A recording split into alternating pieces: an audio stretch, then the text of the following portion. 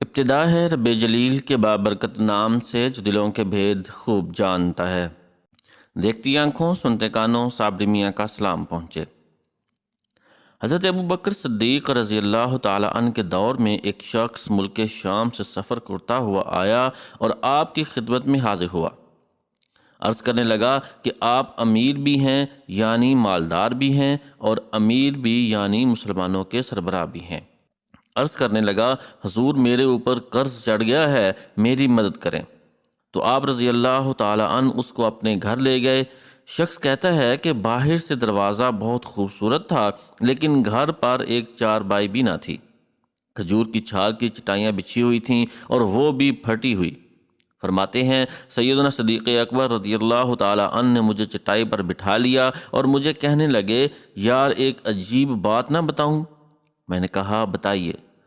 تو عرض کرنے لگے، 3 دن سے میں نے ایک اناج کا دانہ بھی نہیں کھایا، کھجور پر گزارا کر لیتا ہوں۔ آج کل میرے حالات کچھ ٹھیک نہیں ہیں۔ تو شخص کہنے لگا، حضور میں اب پھر کیا کروں؟ میں تو بہت دور سے امید لگا کر آیا تھا۔ تو فرمانے لگے، تو عثمان غنی رضی اللہ تعالی عنہ کے پاس جا۔ شخص کہنے لگا، مجھے تو بہت سارے پیسے چاہیے ہیں۔ تو آپ رضی اللہ تعالیٰ عنہ نے فرمایا، تیری سوچ وہاں ختم ہوتی ہے جہاں سے عثمان رضی اللہ تعالیٰ عنہ کی سخاوت شروع ہوتی ہے۔ تو جو سوچتا ہے اتنے ملیں گے، تو جا ان کے پاس۔ شخص کہنے لگا، آپ کا نام لوں کہ مجھے امیر المومنین نے بھیجا ہے؟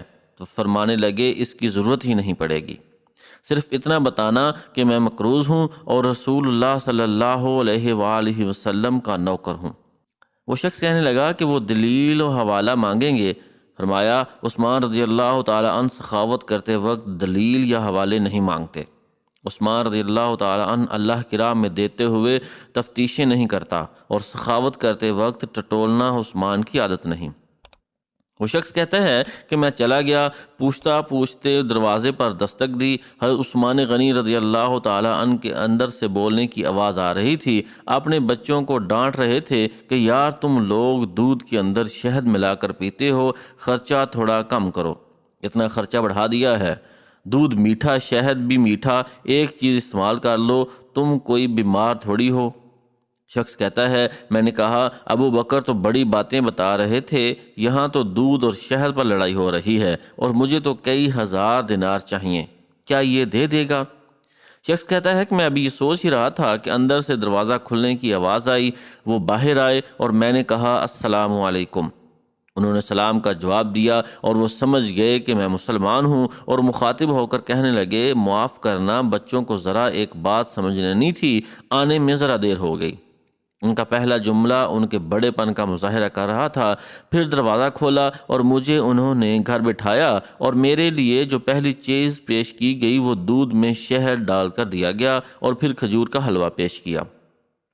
شخص کہتا ہے کہ میرے دل میں خیال آیا، عجیب شخص ہے، گھر والوں کے ساتھ جھگڑا کر رہے تھے، ایک چیز استعمال کیا کرو، میرے لیے 3 چیزیں آ گئی ہیں۔ لیکن ابھی میرا تصور جمع نہیں تھا۔ میں نے دل میں خیال کیا، اتنا تگڑا نہیں جتنا ابو بکر صدیق رضی اللہ تعالی عنہ نے بتایا ہے۔ وہ شخص کہتا ہے کہ کھلانے پلانے کے بعد پوچھنے لگے، کیسے آئے ہو؟ میں نے کہا کہ میں مسلمان ہوں اور ملک شام کے گاؤں کا رہنے والا ہوں، اور کچھ کاروباری مشکلات آئیں تو مقروض ہو گیا، اور میرے اوپر قرضہ ہے اور مجھے کچھ پیسوں کی حاجت ہے۔ کہنے لگا، تو میں نے کچھ پیسے کہا تو انہوں نے ایک آواز دی، تو ایک غلام اونٹ پر سامان لدا ہوا لے کر حاضر ہوا۔ شخص کہتا ہے کہ مجھے 3000 اشرفیاں چاہیے تھیں، ابھی میں نے بتایا نہیں تھا کیا؟ حضرت عثمان غنی رضی اللہ تعالی عنہ کہنے لگے کہ اس اونٹ پر تیرے لیے، تیرے گھر والوں کے لیے میں نے کپڑے اور کھانے پینے کا سامان اور 6000 اشرفیاں رکھوا دی ہیں، اور تو پیدل آیا تھا، اب اونٹ لے کر جانا۔ شخص کہنے لگا، میں نے فوراً سے کہا، حضور یہ اونٹ انہیں واپس کرنے کون آئے گا؟ حضرت عثمان رضی اللہ تعالی عنہ فرمانے لگے، واپس کرنے کے لیے دیا ہی نہیں، یہ تحفہ ہے، تو لے جا۔ شخص کہتا ہے کہ میں کہاں سے چلا تھا، ڈھونڈتا ہوا، اور پھر مدینے میں آیا، اور جب مدینے میں آیا تو اللہ نے مجھے جھولی بھر کر عطا فرمایا۔ کہتا ہے، میری آنکھوں میں آنسو آ گئے، اور میں نے کہا کہ حضور آپ نے تو مجھے میری ضرورت سے کہیں بڑھ کر نواز دیا ہے، معاف کیجیے گا، میں سوچ رہا تھا دودھ شہد پر تو گھر میں لڑائی ہو رہی ہے۔ تو حضرت عثمان غنی رضی اللہ تعالیٰ عنہ نے کہا کہ اللہ نے جو پیسے عثمان کو دیے ہیں وہ اس لیے نہیں دیے کہ عثمان کی اولادیں عیش مستی کرتی پھریں، میرے مالک نے مجھے نوازا ہے تاکہ میں محمد عربی صلی اللہ علیہ وآلہ وسلم کے نوکروں کی نوکری کروں۔ شخص کہتا ہے میں دروازے تک گیا تو میں نے کہا شکریہ۔ کہتا ہے ابھی میں نے بتایا نہیں تھا کہ مجھے ابو بکر صدیق رضی اللہ تعالیٰ عنہ نے بھیجا ہے کہ آپ فرمانے لگے کہ شکریہ ابو بکر صدیق رضی اللہ تعالیٰ عنہ کا ادا کرنا جس نے تجھے یہ راستہ دکھایا ہے۔